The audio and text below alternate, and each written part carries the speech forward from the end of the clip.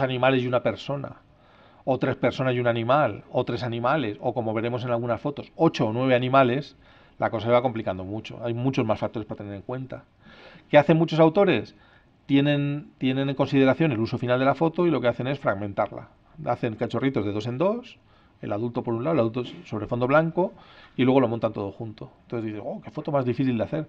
Hombre, si te fijas, solo había 2 cachorros, donde ahora hay 14. Entonces te vas fijando en las manchas y dices, anda, si son los mismos repetidos muchas veces. Bueno, hay muchas formas de hacer las cosas. Es aquí, sobre todo en los grupos, donde se recurre al retoque. A que esta cara no mira hacia acá, esta que ha salido un brillo muy feo.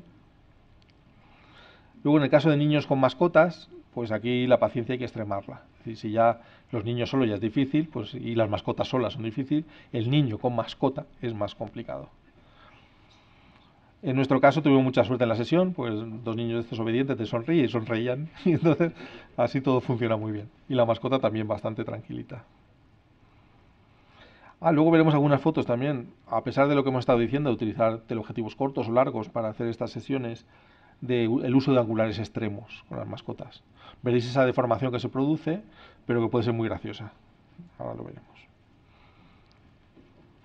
Para las aves domésticas también podemos hacer un set especial, que además nos distinguirá de la competencia, que puede ser un fondo impreso, según la especie que vamos a tratar. Imaginaos que son inseparables o algún tipo de cotorra, podemos buscar un fondo de bosque o de hojas o de textura verde y tener un posadero bonito donde se van a posar los pajaritos y los traslados de cristal. De forma que como no hay dónde posarse más que en el palito, ya sabes dónde van a ir y ya sabes que la foto, ya sabes lo que va a salir. Entonces, bueno, esa estética que va a tener vuestra foto y que no va a tener las de los demás, pues puede marcar la diferencia a la hora de que os busquen. Bueno, pues como os digo, pues muchas